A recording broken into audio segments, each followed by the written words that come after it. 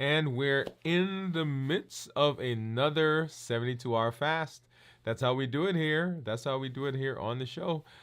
You've caught me, and right now I am 25 hours into this week's fast. As you know, we do a 72-hour fast. It was great yesterday.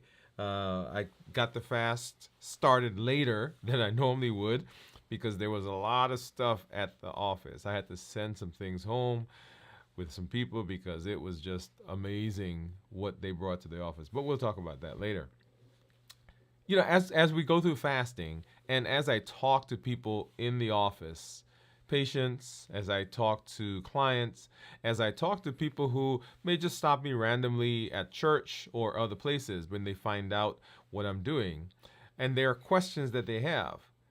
And I thought, what a great way to get some of those questions answered right here on this space. And if you have questions, you can ask those also. Hey, if you're new to me, I'm Dr. Dwain Woode. That's Wood with an E. The E stands for endocrinology. Here on the channel, I educate, I empower, and I encourage you to take charge of your health and your life, avoid complications, and go to the next level.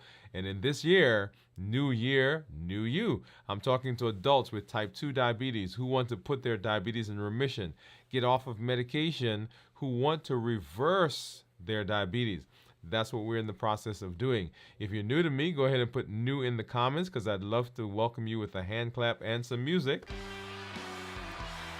and let you know that I'm excited that you are here with me hanging out. If you do have questions, you can drop those in the comments as well, and we will get to those as we get through the show.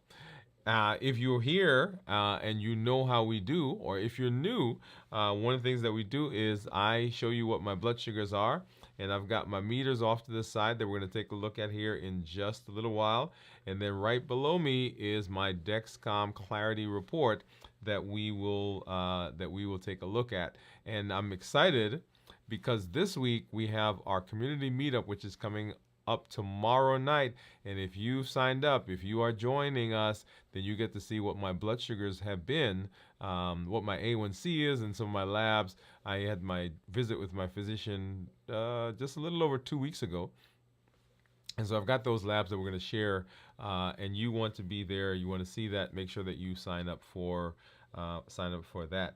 Now, one thing I think when you signed up, there were several people who said that when they signed up, they saw the link and it says for November and December, but it actually is a link for October, November, and December. So make sure that you get there. All right. And as we get into the fast, I guess here's a great place to set the stage for what we're doing. But before we do that, I want to go ahead and say hello to our community that's out there and just welcome you to the space. I see Steve, and Steve is saying hello. Hey, Steve, glad that you are here. Whatever platform you are joining us from, whether you are on Instagram or Twitch or LinkedIn or Facebook, of course, and then over here on YouTube, welcome to this space. Just drop a line and say hello. Let us know what's going on. If you are in a fast right now, say in. If you've just come out of the fast, say out. And if you're going into a fast coming up, say going, right? So in a fast, coming out of a fast, or going into a fast. Drop that in the comments because we'd love to know where you are in your fasting process. So let's go ahead and let's jump into our show.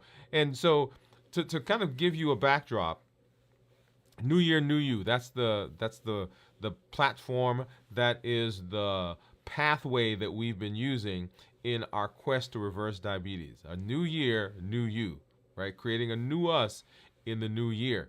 And I guess one point to be made is that even though we're saying new year, that doesn't mean that this is just now. Right? So I've had some people say to me, well, okay, so I guess we're almost done. I said, no. This is not like one and done. This is not, okay, you do it and then it's over. Remember what we said when we first started the process is we're not looking to do something for a day or 2 days or a week or a month. We're looking to do something for the rest of our lives.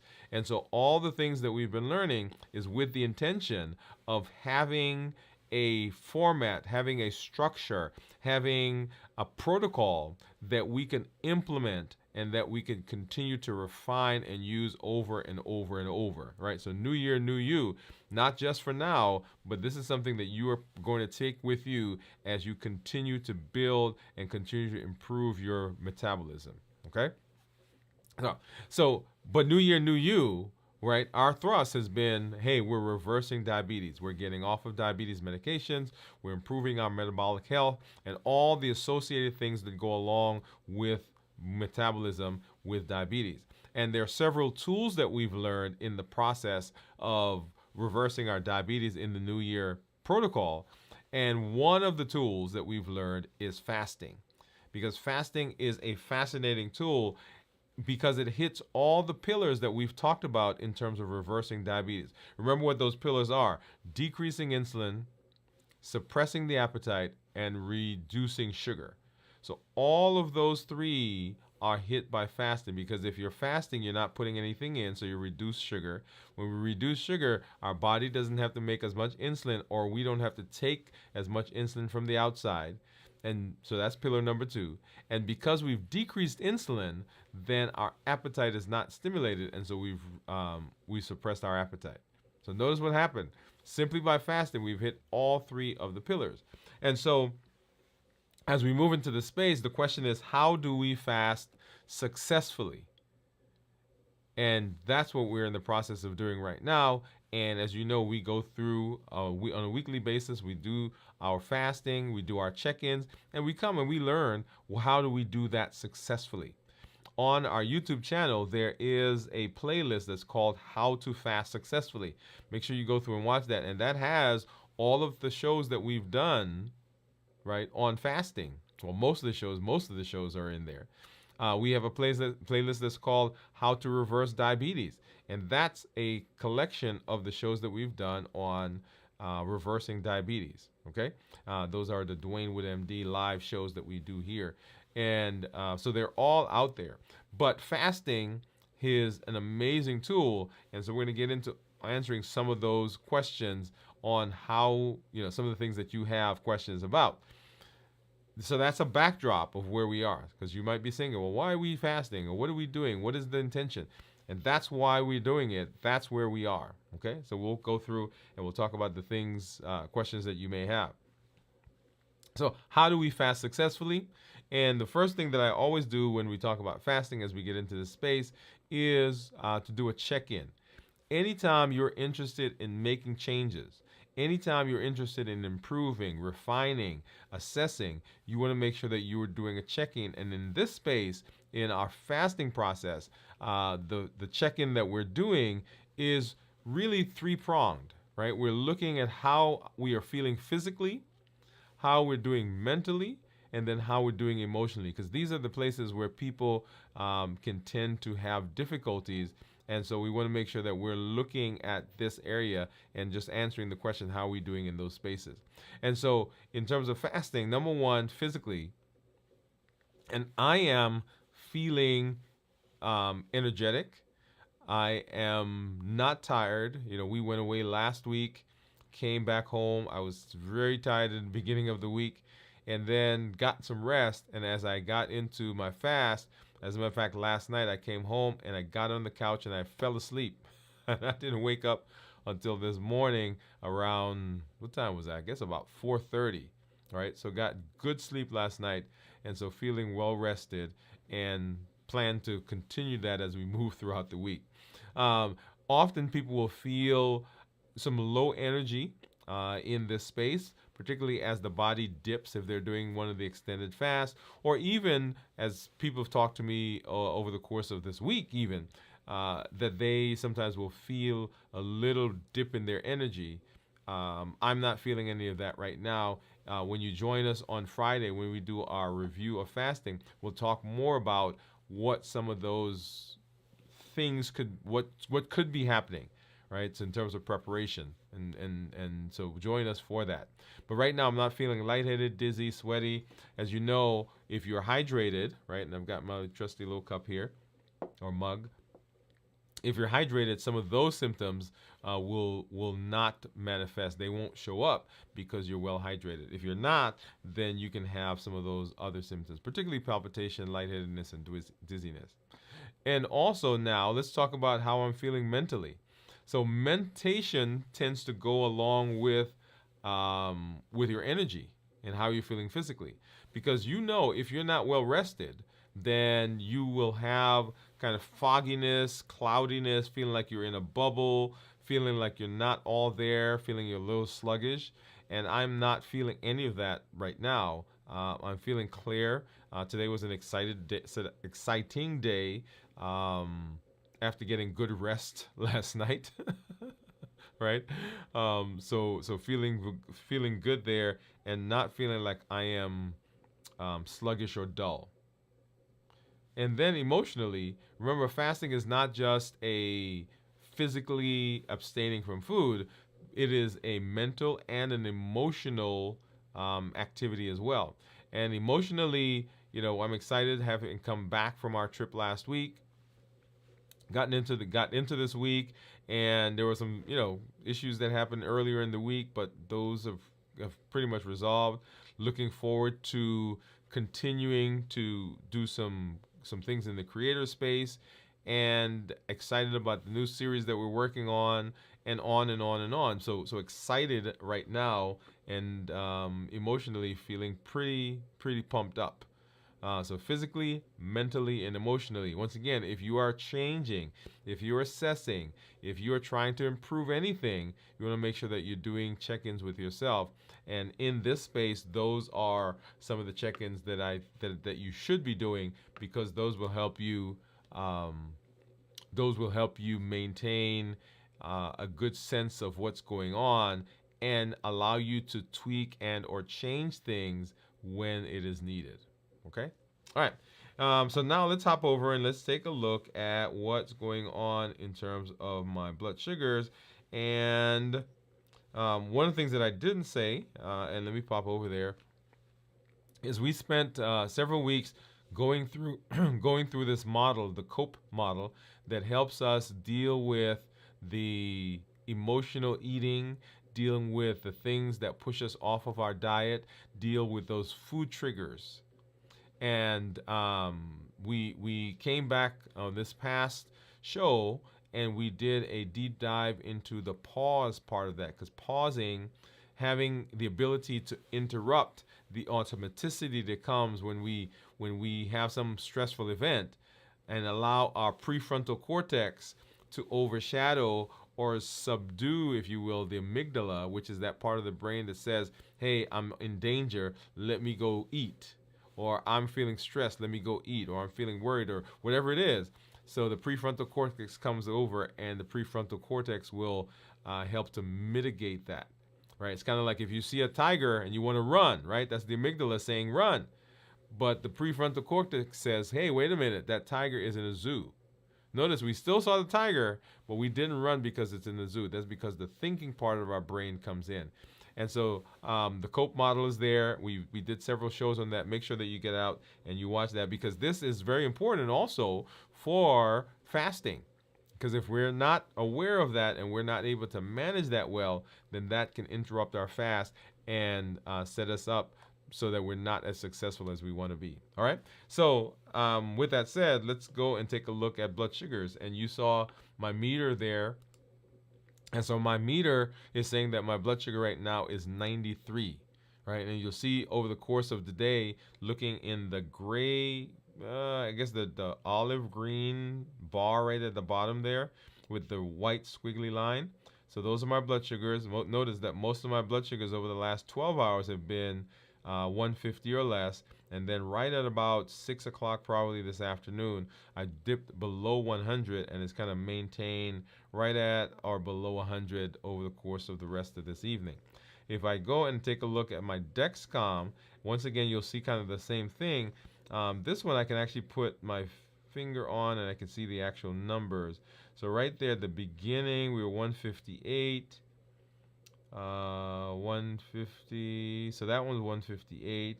And then right here in the middle of the day, I think, no, that was in the morning, sorry. Right in the morning, we popped up. And that was the dawn phenomenon, because I was explaining to somebody today my change in toothpaste and the things I use to brush my teeth. Remember, we were concerned at one time that the toothpaste was causing a spike in blood sugar, and so I changed that. And this, what you're seeing right now, is without that toothpaste. So this was kind of dawn phenomenon, I believe, coming in and just kind of waking up, getting ready for the day. My blood sugar spiked up, and actually for a couple of hours, it kept beeping as I was at work. So notice that it started down here below 150, and I have my meter set at 150 because I want to know if it gets to 150 or higher. I don't want to wait till it gets to 180, and then I can make some decisions about what to do. All right, and then if I continue scrolling, so right at maybe, according to this, right at 10:17 in the morning, I got below 150 and kind of stayed there for the rest of the day. And then later this afternoon, I'm trying to see if this even shows me going below. Yeah, so this shows me kind of hanging out right at 100, whereas the Libra said that I was higher. If I change, and this was a 24-hour period, so if I go to 12-hour, this is the kind of thing that we saw with the Libre, where my blood sugar has been right at or below 150 for most of the day, and then right at about 6 o'clock maybe. So does that even show it? So this one doesn't show me dipping below 100. Okay, but we'll take a look at numbers here in just a minute when we look at my report.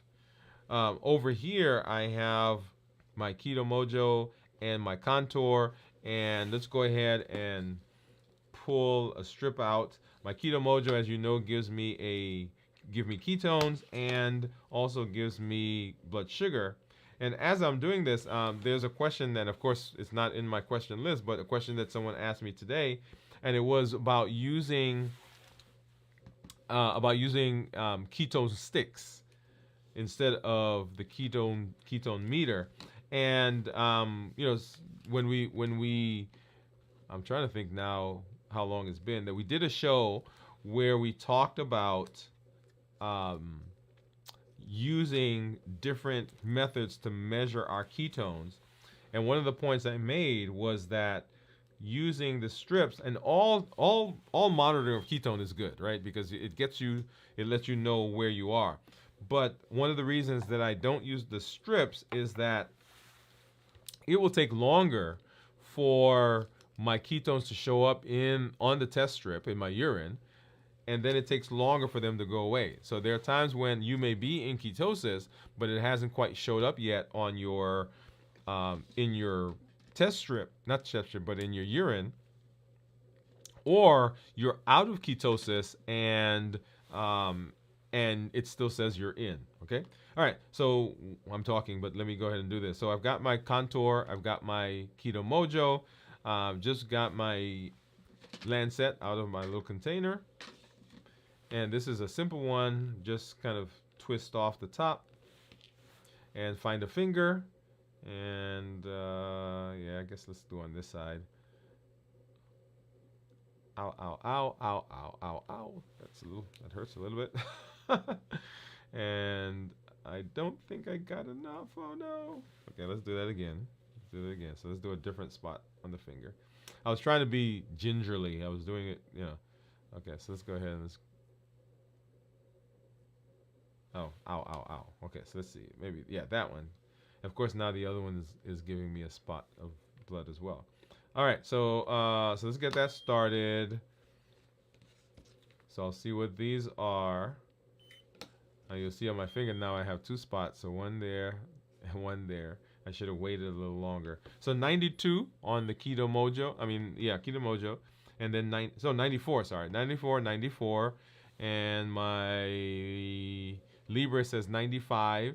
So right now the odd man out is the Dexcom because it's saying 103. But once again, remember they can be 20% different. So 95 to 103 is pretty similar. Here is my ketone stick. So I'll get this out and pop this in here. And what do you think my ketones are going to be here at little over 24 hours? Let's get that started. All right, so pop that in the comments. I'd love to hear what you think it's going to be. And of course, I'm not going to show you what those results are. We'll come back to those. And then let's hop into our discussion. But before we do that, let's go ahead again and say hello to some of our community members. Of course, Steve is there. Steve says, I'm 6 hours in. So, okay, so he started his fasting 6 hours ago. All right, so remember, if you are in a fast, put in. If you're going in, if you are coming out of a fast, put out. And if you're going into a fast, put going. Okay. And then Jennifer says, howdy, Steve. What's up, Jennifer? Thanks for stopping by. Steve saying hello, Jennifer. Jennifer says 26 hours into a fast. It's been a while since I've fasted. Okay, so Jennifer's there with us. So 26 hours. That's pretty. So Jennifer, we're pretty close to each other there. I love it. I love it. And Steve said, that's great, Jennifer. She says, thanks. 1.3 on your ketones. Okay, so we'll take a look and see what that is. 1.3. I think last week when I started, Steve was spot on. I think you said 0.6, and it was right at 0.6. So so glad that you that you're participating. So Jennifer, back to your comment about in the 26-hour fast. I love it. As for people who may be new, one of the things that we've advocated is that everyone in the metabolic space should be able to fast for 24 hours at least. So you work your way up to 24 hours, and then you can go to extended fast. So Jennifer's at 26 hours. And the second part of her comment there, it's been a while since she's fasted. One of the things that I talked about today, and it seems like I spent a lot of time today talking to several people, and we've got some interesting days coming up, and so we'll be doing a show where we talk a little bit about what we do during the holidays.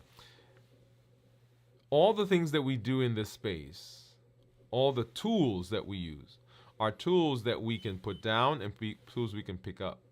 So just like there are seasons in the year, there are seasons in our life. And there are times when we do things differently because we're concentrated on something else. And so one of the points that I kept making today, and I want to make that to you, Jennifer, and to everyone who's watching, is that when we are in a space where there's some tool that we've had that we are not currently using, what happens often is we beat ourselves up. And when we beat ourselves up, often we don't get back to using the tool because there's this sense of, well, I did something wrong, did something bad. But it's a tool. And so the tool, I get to decide to put the tool down, and I get to also decide to pick the tool up. And so I'm excited, Jennifer, that you're fasting, even if it's been a while, right? Because it's a tool that we're using, and I'm glad that you're there. I'm glad that you are that you're here fasting with us again. All right, so let's go and let's take a look at our. There we go. Okay, so who, what, where, when, why, and what are the things? Who, what, where, when, why. Yeah, there was another one. Who, what, where, when, why. Yeah, all the questions. But there are lots of questions that people have when it comes to fasting. And I thought this would be a great opportunity for us to answer. Now, when we do our check-in on Friday, we go through fasting, but there may be some specific questions that you have that we'll try to get through as we move there. And we've done several shows where we talked about some of these questions, but it's worth mentioning again. And there are some different flavors that people will have, and some things that we talked about today as I had conversations with several people in the office. So the first thing we want to talk about is what are some of the benefits of fasting, right? And this one, when we talk about fasting, we are talking in the metabolic space. So let's start there.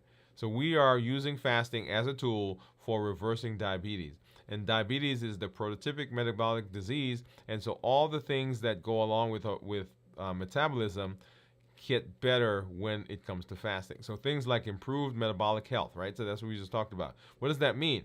That means, and we'll have a question later on. That means that the metabolic milieu, if you will, the cells, the insulin resistant, the fat cells, the liver, the blood vessels, the cholesterol, the hormones that regulate all of those get improvement when it comes to fasting, right? So all of those things, they all fit into this idea of metabolism. And so when you hear people talk about metabolic syndrome, right? So if you look at metabolic syndrome, it's high elevated blood pressure, it's abnormal cholesterol, it's obesity, right? All those and dysglycemia. Dysglycemia means abnormal blood sugar. It doesn't necessarily mean diabetes, but blood sugars that are not normal. So all of those things fall into this idea of metabolic disease and metabolic health. So fasting helps with that. Enhanced autophagy. Autophagy, once again, is that cleanup process that the body goes through of recycling things. And so we get benefit from that. We have increased mental clarity. And we've done shows where we talk about how the use of ketones by the brain, which the brain likes, sets up a more efficient, a cleaner, a more stable energy source. And because of that, mental clarity happens. The body makes beta hydroxybutyrate, which also helps with mental clarity.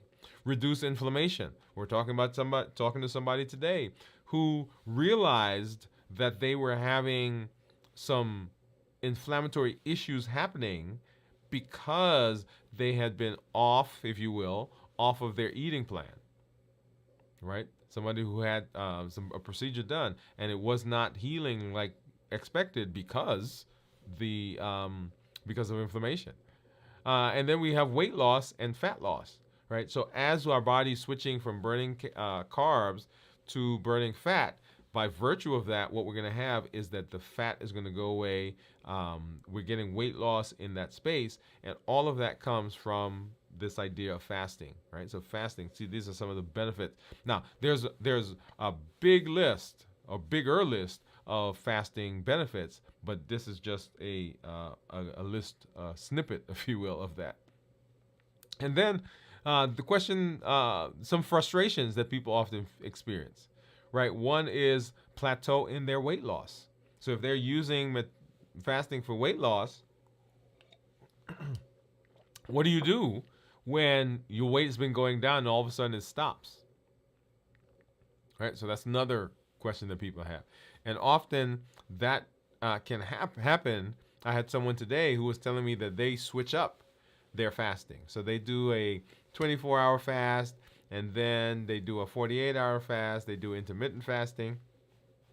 And so they were doing different things because they wanted to make sure that their body didn't just get used to the fasting. Now, I'll say to you this, that sometimes, and I'll tell you what happens to me in terms of, I guess, plateau or getting stagnant, is if you recall, several months ago, I had been fasting my 72 hours, and then 1 week, I think for 2 weeks, we did a 92 hour or 96 hours. We did a 96 hour, we did a 106 hour one week. And it was with this idea of changing up a little bit because I'd eaten a little differently over the previous couple of weeks, and so I wanted to reset my metabolism. Okay? So there is this idea of resetting metabolism. So one of the frustrations that people will have sometimes is this plateau that they will run into. Another frustration is GI discomfort. And I've had more kind of nausea than I have had in the past over the last several weeks. And I'm not really sure what that is, but I do know that when I'm not hydrated well, then I get more nauseated. Okay, so GI discomfort. Sleep disturbance. Some people say, hey, well, I'm thinking about food, or I'm hungry, or I'm feeling weak, or I'm feeling dizzy, I'm feeling shaky, and so that can disturb the sleep. Right, so these are some things that people will say. Or concerns from muscle loss. Last week we did a show where we talked about fasting and muscles, maintaining muscle.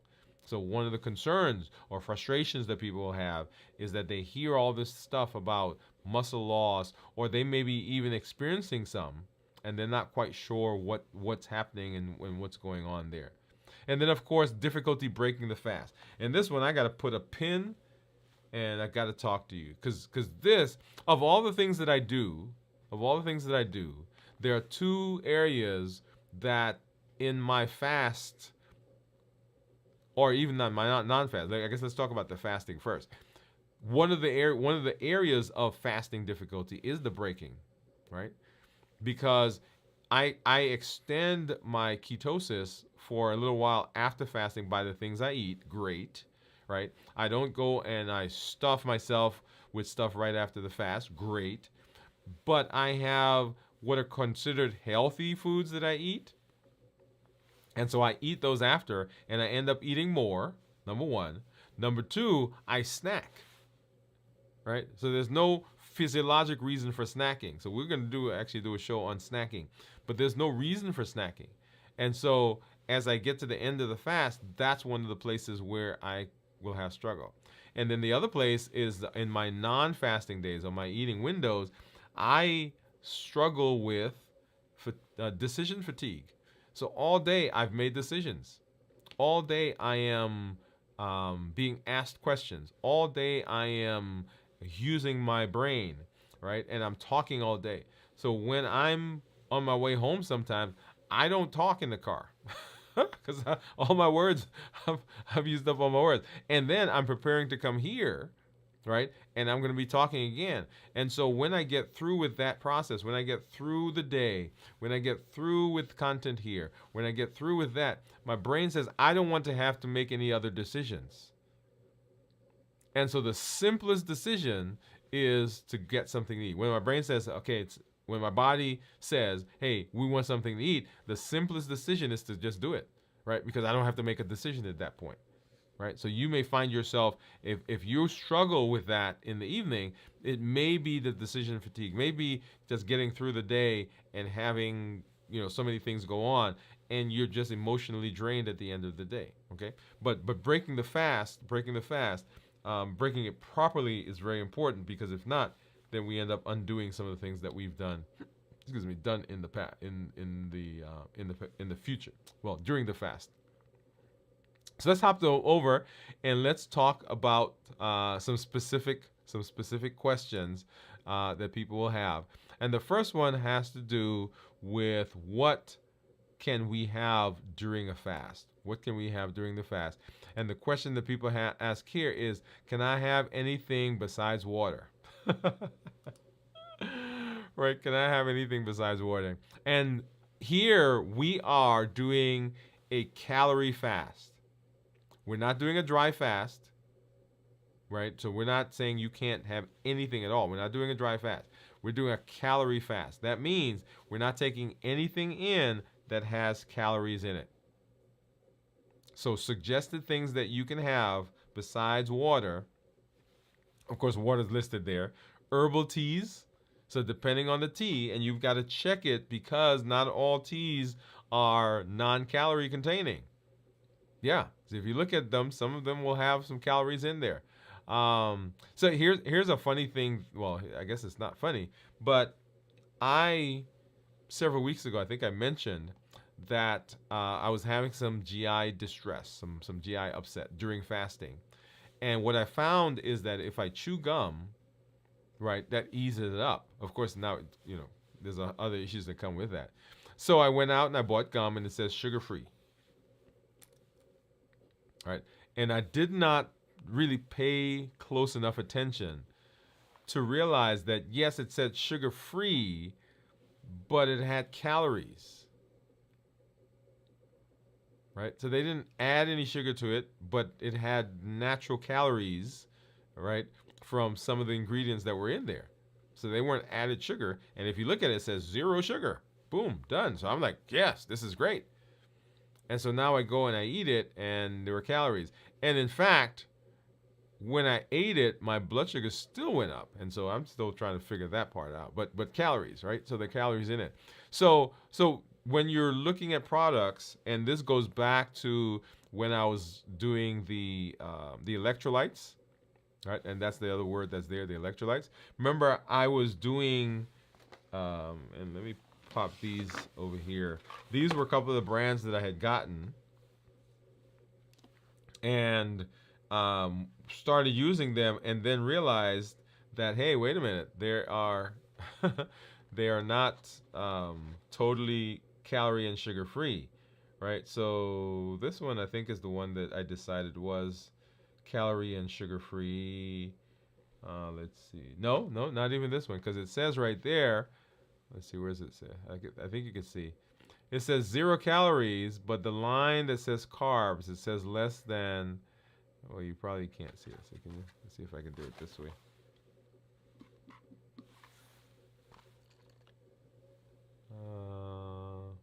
Right. It says less than 1 gram. Right. So less than 1 gram is not 0. Okay. So that was this one, and that was the Propel. All right. So that was the Propel. And then this one is the Zero Gatorade. And let's see, what's this one? It says, oh yeah, so here it is. So total carbohydrates, right? So it's 2 grams of carbohydrates, and you'll see 5 calories, right? So when I saw 0, I was like, oh yeah, that's it. So I grabbed it and brought it home, and then, right? But it's 0 sugar, but it's not 0 carbs. I see right there. It says 5 grams of or 5 calories. So anyway, so as you're looking at these products, you want to make sure that you are paying attention to those types of things. So a key point. When it comes to what we're eating, what we're drinking, you want to avoid any calorie-containing foods to maintain the fast's metabolic benefits. Right. So we are saying that we're doing a calorie fast. So if you're doing that, then we don't want to take anything in that's going to interrupt that. And I think somebody called today was telling me about a dirty fast. So dirty fast meaning that there are some things that can interrupt the fast in the process. All right. And then let's see. How long should I fast for optimal results? How long should I fast for optimal results? Another question that people have. And the first point here to be made is that beginners should start with shorter fasts. So if you are just starting out, don't jump into a 72-hour fast. That's why one of the first things that we talked about was working our way up to be able to fast for a 24-hour period. Okay? And then also note that advanced benefits are often seen with longer fasts, right? Some of the extended fasts, like 24, 48 hours. So Jennifer, like for instance, right now is doing a 26 hours, okay? And research supports various durations, but some of the benefits like autophagy, that starts between a 16 to 24-hour period. Right? So if you're looking for more extensive improvement in metabolism, you may have to do longer fasts, but you don't have to do longer fasts all the time. Right? Remember, these are tools. So I do an extended fast every week. Part of the reason for that is that we're in this space with you. And I want you to see what happens in terms of metabolism. We track the blood sugar, we come on, we do the show. So part of that is the process of being in community. So I want to do an example for that so that you can see that. But the plan is not necessarily that you do a 72-hour fast every week, right? A 24-hour fast for sure. A 36-hour, 48-hour fast, that can be every week, but you don't have to do a 72-hour fast. But if you're looking for drastic improvements in your metabolism, you may have to do periodic longer fasts or more frequent longer fasts to get the benefit you want, right? Not that you can't get it with the shorter fast, but the shorter fast may take longer to get us where we need to be. So when I was looking at my metabolism and the things that I wanted to do, remember we did that 52 pounds in 1 year, right? 1 pound a week, right? 52 weeks. So the fasting started there, right? And I wasn't doing a 72-hour fast. I was doing intermittent fasting, 16 and 8, sometimes a 1 meal a day, right? So we were doing shorter fast, and it took us longer, but we were doing it at a pace that was healthy, that I thought I could maintain, I could be consistent with, and we saw the benefits of those. And then as we got into discussing New Year, New You, then we got into longer fasts. Okay, so start with shorter fast if you're new, and then of course if you need more metabolic help, you may need to do longer, more extended fasts. So that's the question: how long should I fast? Okay. And then another question that people will have is, does fasting help with weight loss? And we've kind of addressed this a little while ago, but the idea here is the difference between fasting and calorie restriction. Fasting versus calorie restriction. Last week we did a show where we talked about the differences.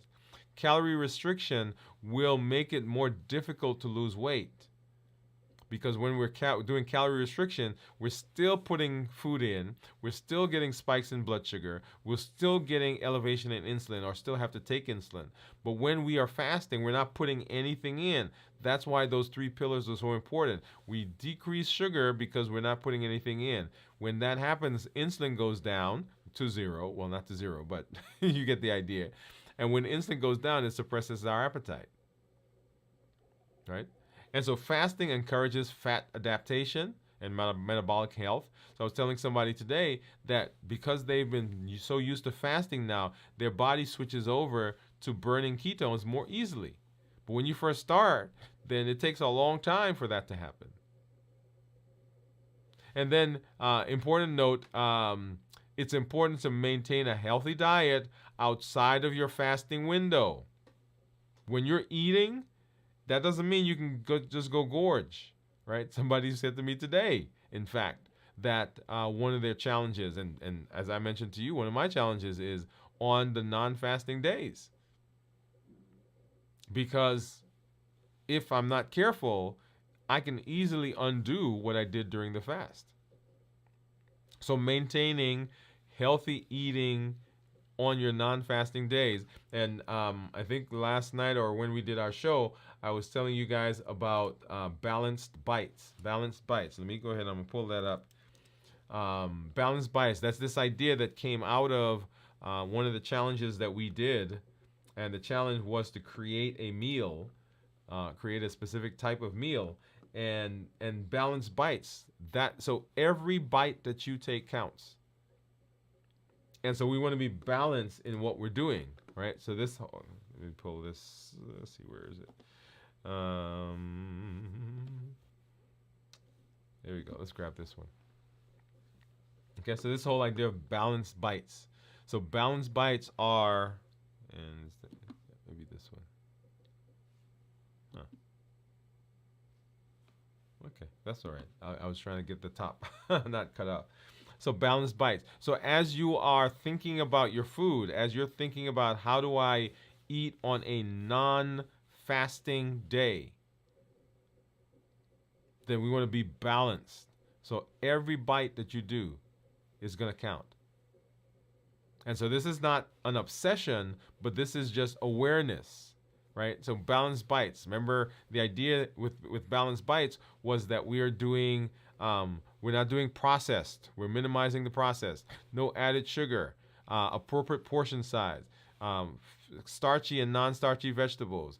Lean meats. Healthy fats. Tasty. So when you keep that concept in mind, balanced bites, that helps with the non-fasting days, because that can be a significant challenge for us. Okay? For a lot of people, me including.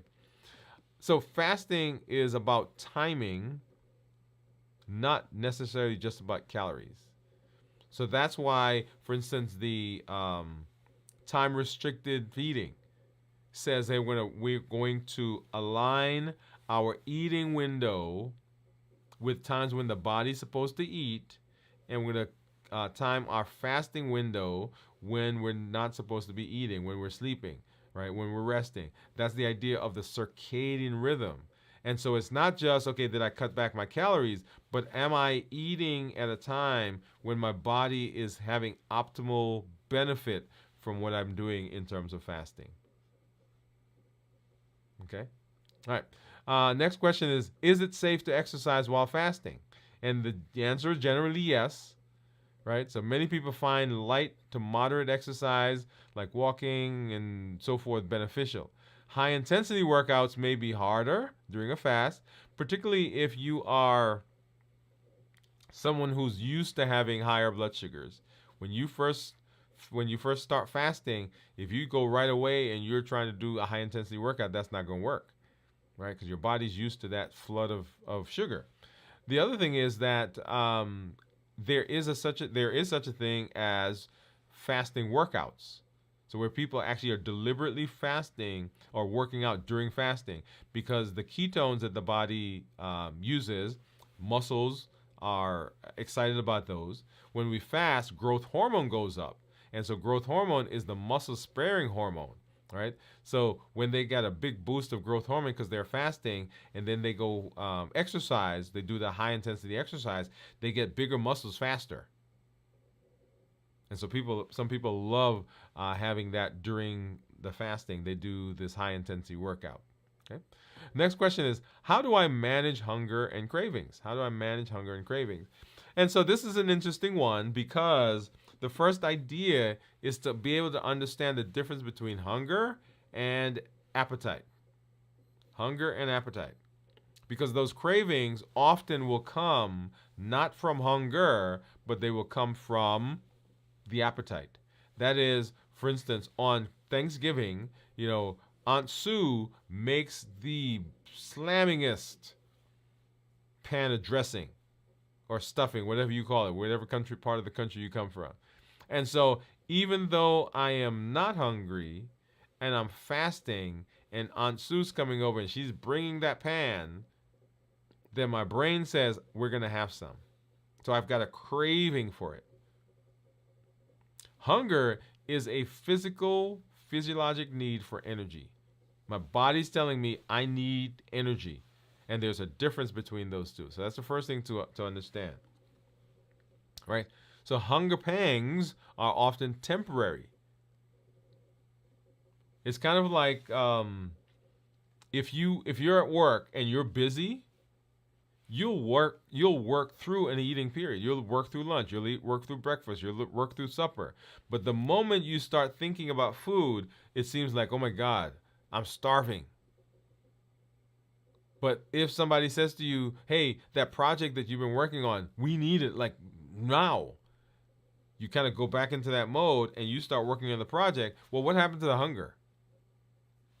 It's gone, right? So it's temporary. So drinking water, herbal teas can ease it. Distracting yourself can ease it.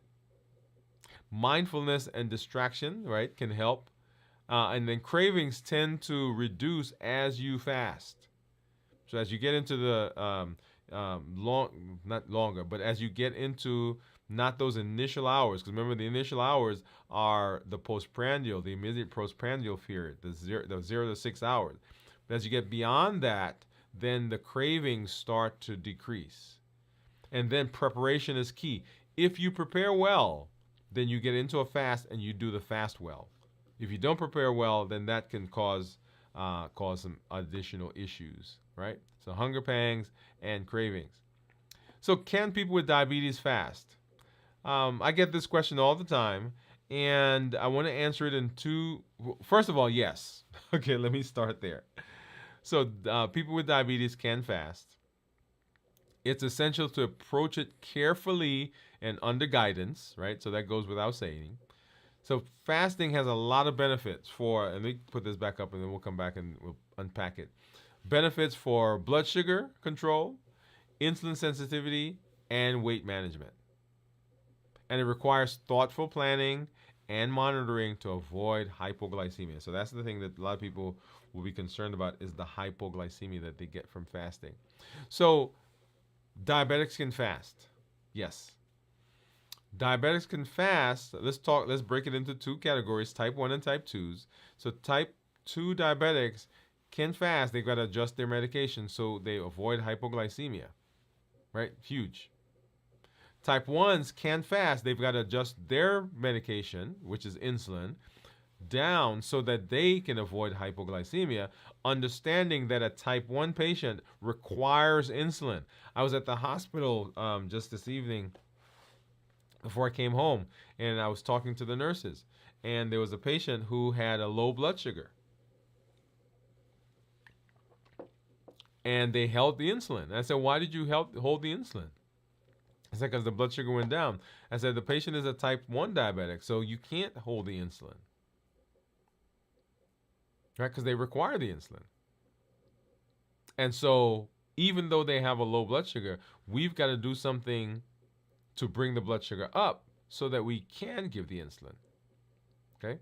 And so, we went back and straightened that out. But often people will think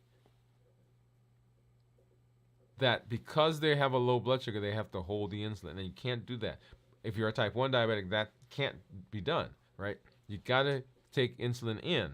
And that's why it's important to do this under supervision.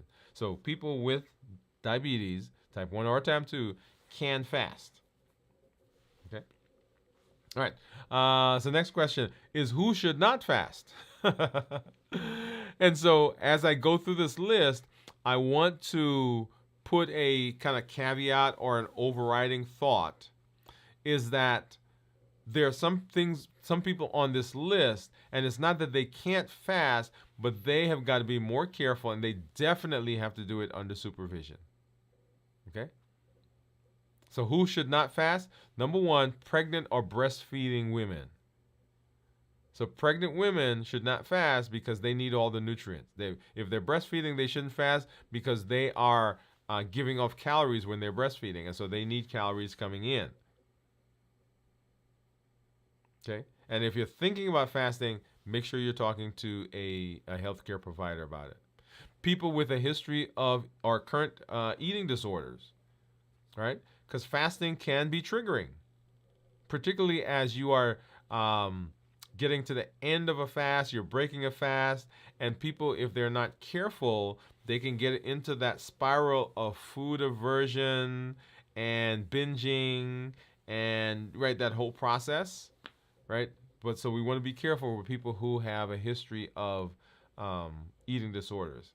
People who are taking certain medications, right? Once again, this is another group, not that they can't fast, but they should do it with supervision. Find out from your doctor, why am I not supposed to fast? Because a lot of times we'll have people who have medications and it says, take this with food. Well, what was the reason for saying taking it with food? Is it because people get nauseated with it, or it helps with the absorption of the medication, or something else going on? And so with discussion with your physician, you may be able to tease out that, okay, this was just a precaution. It doesn't mean that I have to have food with it. But if I take the medication and it has side effects like nausea, vomiting, and so forth, then I've got to come back and readdress that and eat with it. But there are a lot of medications that we take that it says take with food, but it's because sometimes people get nauseated and so forth. And if you're not one of those, then guess what? Doesn't matter. But make sure you're talking to your healthcare provider. People with low body weight or nutritional deficiencies.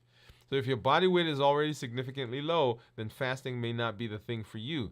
Now, if we're dealing with other metabolic diseases, other metabolic issues, once again, discuss with your family, your healthcare provider, and say, hey, is it okay to fast? Can I do this safely even though I'm low weight and have these deficiencies? Well, what are the deficiencies? How can we correct those? And then the other group are children and adolescents. Children and adolescents, because they're growing, their body needs the energy, their brain needs the energy, and so that, once again, should be under supervision. Now, there are some caveats to that. I think my youngest patient with type 2 diabetes was 6 years old. So if you're type 2 and a child, how do you treat metabolic disease, metabolic issues in that person? Right? So once again, you're talking to a healthcare provider. And that's why we've said here, whenever we do our show, whenever we open, we said we're talking to adults with type 2 diabetes. Not that the children can't fast, and not that type 1s can't fast, right? Because I've just gone through those. But we're talking specifically to those patients. The other people can, but it needs to be under supervision, right? So who should not fast? And then some common reasons why people don't fast. People don't fast because of hunger and cravings, right? Because they're like, well, I can't do that because I get hungry and I have those cravings that I can't overcome. The hunger is understanding the difference between hunger and cravings, hunger and appetite, making sure that we are well nutrient. What's the word? What's the phrase I'm trying to look? Well, making sure that you're eating nutrient dense foods in your eating window, so that when you get into the fast, then it's not such a big deal. And make sure you're eating things that are not going to stimulate the appetite. Like, I got into my fast yesterday, last evening. It would have been a fast earlier, right? Because I normally start the fast earlier. But the reason I had to delay it was because I had eaten some sweet stuff. Like, some people brought some stuff at the office that I ate. Yes, I did. It was donut holes, y'all. And as I got into the rest of the day, I found my brain saying, hey, you gotta eat something else. And so I delayed it, right?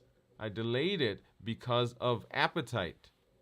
And I did not want to get into the fast with all of that spike in blood sugar and spike in insulin, right? That's the key part, because the blood sugar came back down. But because I had that, the insulin levels had come out, and the insulin was stimulating my appetite.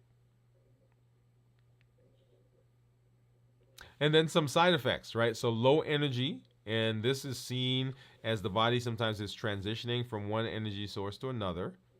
Headaches or dizziness. I explained to someone today is that when we're used to our blood sugars being higher, when those blood sugars come down to near normal, then we can get headaches as a result of that, right? But once our body gets used to that, then guess what? We don't have that headache. Also, if we're not well hydrated, we can have headaches, lightheadedness, and dizziness. Okay, so making sure that you're hydrated. And then other reasons that people don't fast is because of social pressures.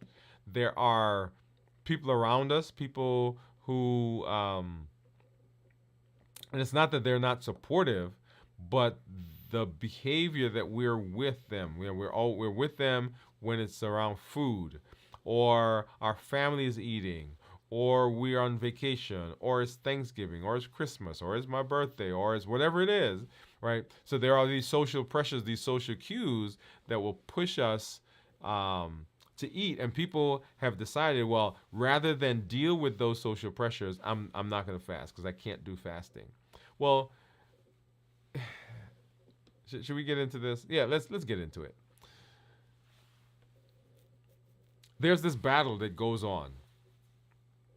There's this battle that happens between us in our brains when it comes to food, right? There are other things as well, but here we're talking about food. And let's take a particular day. Let's take a Thanksgiving day. And what happens is all day, what we do is we say, I'm not going to eat it, but I want it. I know I shouldn't have it, but it looks so good. I know that I'm not going to have any, but Aunt Sue, Aunt Christine, Aunt whoever makes such good whatever that thing is. And all day we're fighting with ourselves. And eventually, we're actually going to lose that battle. Yep. And most people lose that battle. And what happens by the end of the day, they end up eating stuff. And I kind of liken it to a war. right? So when there's a war, the person that loses has to do what the person that wins says. And the person that wins get to do whatever they want. And in this case, because that part of your brain won, right? The eating part of your brain won, the eating part of your brain ends up eating a whole lot more food, right? Because it won than you would have. Okay? And so there's this thing that goes on, this fight, and people, in seeing that fight, in understanding where they are currently, they decide, okay, I'm not going to fast, right? Because I just can't do it. There's this fight that goes on in me. I've tried not eating for whatever number of hours, and it doesn't work, and they've given up, right? But there are ways, right? And there's a concept that I want to, we're going to be coming back, and we're going to be talking about as we talk about the holidays, right? But it can be done. This is one of the reasons why people don't fast. Social pressures. And then difficulty maintaining consistency. Consistency is key. One of the series that we're going to be doing in the new year is my 100-day walk to consistency. My 100-day walk to consistency. We're taping that right now. Consistency is your superpower. Consistency gives life and energy to the decisions that we've made. Those plans that you've come up with in terms of your health, it is consistency that gets you there. You can have desire, you can have motivation, you can have a plan, but if you're inconsistent in applying the plan or implementing the plan, guess what? It doesn't work. There are several of us that have things that we would be so much farther ahead on if we were consistent. And so people during this said, well, I'm not really good at being consistent. And so they kind of don't go through the process. They don't implement. They don't get started because they're afraid that they won't be consistent. And rather than set themselves up their expectations, say, okay, I'm going to do this, and it not work, then they decided I'm not going to do it at all. Right? So lots of different reasons why people don't end up fasting. And I dare say that everything that that you're seeing on the screen are things that can be managed. So that's, we're not going to get into how all that happens, but I'm telling you right now that there is no lack of consistency. Well, let's take that one, right? People say, well, I am not consistent. And so I'll say to them, well, your job that you are on right now, how long have you worked there? Like, oh man, I've been there for 15, 20 years. It's like, how often have you called out? Like called in sick? Well, if I'm sick, I've probably over the 20 years, I've called out maybe 10 times, if that many. And I said, okay, so every day, and you work what, 5 days a week? Yeah, 4 or 5 days a week. And so for the last 20 years, what you're telling me is that every day you get up and you've gone to work and you've done your job and they haven't fired you. So apparently you're doing a job. And you called out maybe 5 or 10 times over the last 15, 20 years. Yes. And even there were some times when you were tired that you didn't want to go to work, you still went. Or you felt sick and you still went to work. Or there was something going on in the family that you needed to take care of, but you still went to work. And they're like, yeah. I said, well, we can't put the phrase inconsistent with you. Right? It doesn't go together. So it's not that you lack the ability to be consistent. So then the question becomes, what is the issue? And the issue is structure. It's structure. So you go to your job and you're consistent because there's structure there. There's accountability. There's a reward, right? So you get a check. That's the reward. There's accountability. There's the time clock, or there's the boss, your supervisor who's watching. There's the desire to not be an inconsistent person, right? So our reputation is on the line. So there are all these factors that come into play when it comes to the job.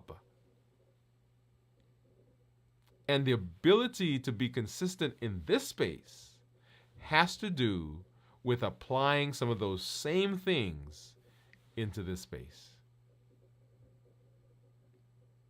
Right? That's a whole nother conversation. But inconsistency, right? And all the reasons why people don't fast, not that they're all, things that we can just throw out the window. No, that's not what I'm saying. But we can put things in place to help us overcome those, and fasting can be done. Yeah. This is so exciting. I love this conversation, y'all. Love this conversation. Okay, so let's go ahead and hop over here, and let me say hello. Jennifer said, I'm type 2 diabetes. I built up into fasting. Yep, Jennifer. It can be done. It can be done. And I think a lot of times we have, people, when I talk to them, there are some residual things that come from the type 1 space that people have brought into the type 2 space. And so even when we're training, we'll tell people certain things that aren't actually completely the way it should be, or the way it is, because we've extrapolated some things from the type 1 space. All right, so let's go ahead and let's take a look at what my ketones are. Well, actually, let's look at blood sugar first. And of course, I've got to get back in there. So while I'm doing that, let's go ahead and look at ketones. And let's see, I need to pull up my Keto Mojo app. Keto Mojo, and let's get my meter on the screen. And let's go ahead and turn that on. And then while that's doing, I'm logging back in. And let's go ahead and get that syncing.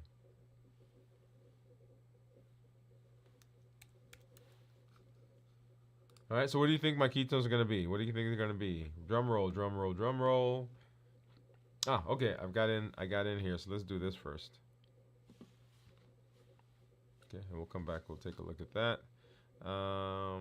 Let's see. So of course I got all my stuff here. We'll come back here in just a minute. Yeah, let's do this one. Yeah, and you'll see there on my report, my average blood sugar is 131. Let me get this up. So 131. I'm in target 87% of the time. Target at 70 to 180. Glucose management indicator 6.4. So that means that if I were to get an A1C, it would be close to that. Remember, that is a calculated number, and it's an estimate. If I do 90 days, we'll see my average blood sugar is 134. Still 87% in target, 70 to 180. My glucose management indicator is a little higher, 6.5. If I look at my daily graphs to see what's been going on over the last 24 hours, actually 20, how many is it? 25, 26 hours now. And you'll see for this day, well, let's go back here. Right. So here's what. So right here, those are donuts, donut holes. It's only the hole, right? So less carbs from the donut, right? So just the hole, just the hole, the donut hole. That was my justification. All right. Right. So started fasting right in here, and so blood sugars go down into the 130s, 120s, 140s, and then right about 6 o'clock down near 100, and then we've been in that space for the rest of this evening. Okay. So that's where the blood sugars have been. And going back, let's see, if I go back here, this is Friday evening when we broke our fast right in here. Or actually we broke it earlier. Yeah, that's right. We broke it earlier, so right here, and started eating, and so we went up to about 180.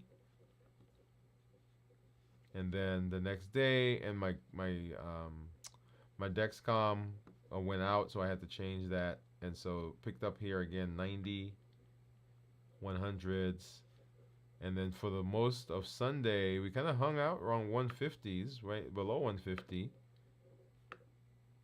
right, and then started eating there in the afternoon, and then Monday, right, so we did our show and checked in right here. We were in the 90s, and then of course Tuesday, which is what we just looked at with those spikes, and then now into the fasting. So starting in the fasting right now. Awesome. All right, so now let's take a look, and so let's take a look. Drum roll. So ketones. So my blood sugar was 94, and ketones were 0.5.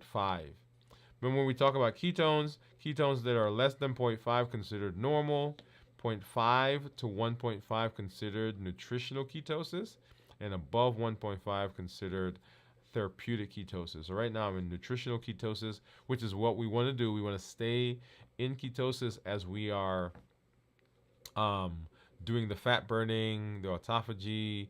We are staying there because we want to lose weight. We want to improve our metabolic health. We want to improve our insulin resistance. All those, that list of things, we want a 0.5 or higher. Okay. All right. So that's it, y'all. I want to make sure that if you have not done so yet, that you go ahead and sign up for our, there he goes, sign up for our community meetup, which is going to be tomorrow at 7 p.m. Central. Make sure you do that. We're going to be sharing some of my labs with you and having conversations. And what we do during the meetup is we really kind of talk about things that you're interested in. You know, we go around the room and we do a semi-coaching, well, I shouldn't say semi, we do a coaching session for those people that are in the community. We do some discussion around fasting and reversing diabetes and other issues that people will have as they work through the metabolic space. I was talking to someone just today, and one of the comments that she made was that it is sometimes difficult doing this alone. And I'm going to say for me, it's always difficult doing this alone, right? Because even people who are in your space who are not diabetic, who are not dealing with some metabolic diseases, may not fully understand. And so being in a space where there are people who are like you, people who feel the same thing, people who think the same thing, people who have the cravings, right? Because that's a big one. Because people who are not in the space don't understand if you are a diabetic, if you are suffering from metabolic disease, why is it that you eat that thing that you ate? Well, you ate the thing that you ate because you got the craving, because the hormones are there, I mean, I don't even need to get into all of that, but there's a whole cascade. But being with someone where you say, man, I ate a donut hole, and they say, yeah, I get it. Right? Non-judgment. And so that's always important and always good. So come on through and hang out with us tomorrow, 7 p.m. Central. I just put the link in the chat for you to sign up. And then join us for our check-ins later on this week. And on Saturday, videos from the vault. Sunday morning at 6 a.m. Central, this week in review. And then, of course, next week, again, we will be back in the saddle with Dwain Woode, MD Live, our first show for the month as we move into the holidays. Okay, so I'm glad that you're here. Always excited to be in the space with you. As I always say, this is Dr. Dwain Woode. That's Wood with an E. The E stands for endocrinology. Here on the channel, I educate, I empower, and I encourage you to take charge of your health and your life, avoid complications, and go to the next level. We'll see you when we see you in our next show. Good night, everybody.